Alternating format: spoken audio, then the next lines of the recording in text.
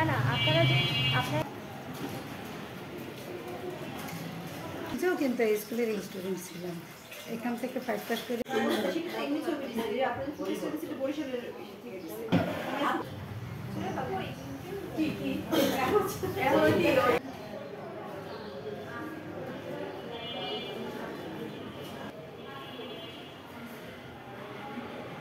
কর্মবিরতিতে আমাদের যে 4টি দাবির প্রথম দাবিটি হলো যে আমাদের যে সহকারী শিক্ষক পদ, এই পদটিকে প্রথম শ্রেণীর ক্যাডারভুক্ত বিশেষ ক্যাডারভুক্ত করে দ্রুততম সময়ে আমাদের মাধ্যমিক শিক্ষা অধিদপ্তর এটা আলাদা করা।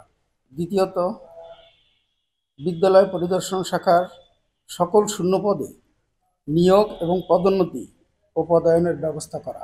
তৃতীয়ত হচ্ছে, সুপ্রিম কোর্টের আপিল বিভাগ থেকেও রায় হয়েছে আমাদের বকেয়া টাইম স্কেল সিলেকশন রেট এগুলো বিষয়, কিন্তু সেটা মন্ত্রণালয়ের ফাইলটা এখন আটকে আছে। তারা সুপ্রিম কোর্টের যে আদেশ সেটাও মানতেছে না এবং এটা আমাদের বকেয়া টাইম স্কেল এটা আমরা পাচ্ছি না। চতুর্থত যেটা হচ্ছে, 2015 সালের পূর্বের মতো সহকারী শিক্ষকদের 3 বা 2টি ইনক্রিমেন্ট মানে অ্যাডভান্স ইনক্রিমেন্ট এগুলো রহিত করে রাখা হয়েছে, এগুলো বাতিল করে দেওয়া হয়েছে। আমরা সেটাকে আবার পুনর্বহাল করার জন্য দাবি জানাচ্ছি।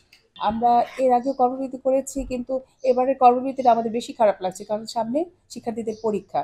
কখনো এরকম পরীক্ষা বর্জন প্রাইমারিতে আমার চাকরি লাইফে কখনো আমি দেখিনি আর করিওনি, আমরা করতেও চাচ্ছি না। শিক্ষার্থীদের সাথে আমরা পরীক্ষা বর্জন, ওদের একটা মেসেজ দেওয়া যে তোমাদের কালকে পরীক্ষা হবে না, এরকম মন মানসিকতাই আমাদের ভিতরে নেই। প্রাথমিক শিক্ষকদের যে 3টি দাবি ছিল, সেটি হচ্ছে 10ম গ্রেড প্রাপ্তি, এবং দ্বিতীয় দাবিটি হচ্ছে 10 বছর এবং 16 বছরে উচ্চতম গ্রেড প্রাপ্তি, এবং তৃতীয় দাবিটি হচ্ছে আমাদের প্রাথমিক শিক্ষকদের শতভাগ পদোন্নতি।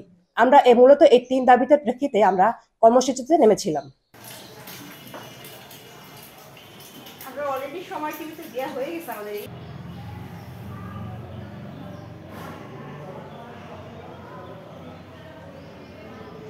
তো আমাদের দাবি যদি আমাদের যে 3 দফা দাবি এটা যদি তারা রাত 12টায় আমাদেরকে মানে মাইনে নেয়, যদি আমাদেরকে প্রজ্ঞাপন দেওয়ার কথা বলে বা দেয়, তাহলে আমরা আগামীকালকেই পরীক্ষা নিব।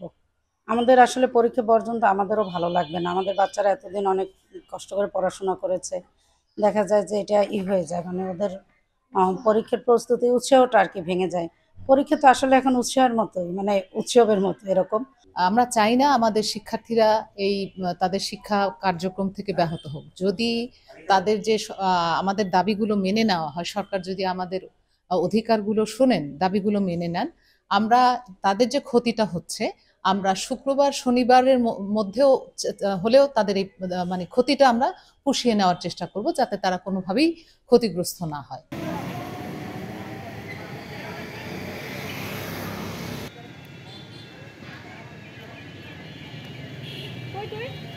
সময় আন্দোলন করাটা আসলে ছাত্রছাত্রীদের উপর বিরাট প্রভাব ফেলবে। যারা আন্দোলনে গেছে তাদের সন্তানেরাও কিন্তু এইসব স্কুল কলেজে তারা লেখাপড়া করে। সব দিক বিবেচনায় তাদের একটু সময়টা ভেবে আন্দোলনে যাওয়া উচিত ছিল। এই সময় যাওয়াটা আমি মনে করি যৌক্তিক নয়, কারণ এখন সব ছেলেমেয়েরা বার্ষিক পরীক্ষা, এই পরীক্ষার পরে তারা নতুন একটা শ্রেণীতে ভর্তি হবে, তাদের মন মারাত্মকভাবে তারা মানসিকভাবে ক্ষতিগ্রস্ত হয়ে যাবে। সুতরাং এই সময়টা আমি মনে করি যে এই কাজটি যৌক্তিক হয় না।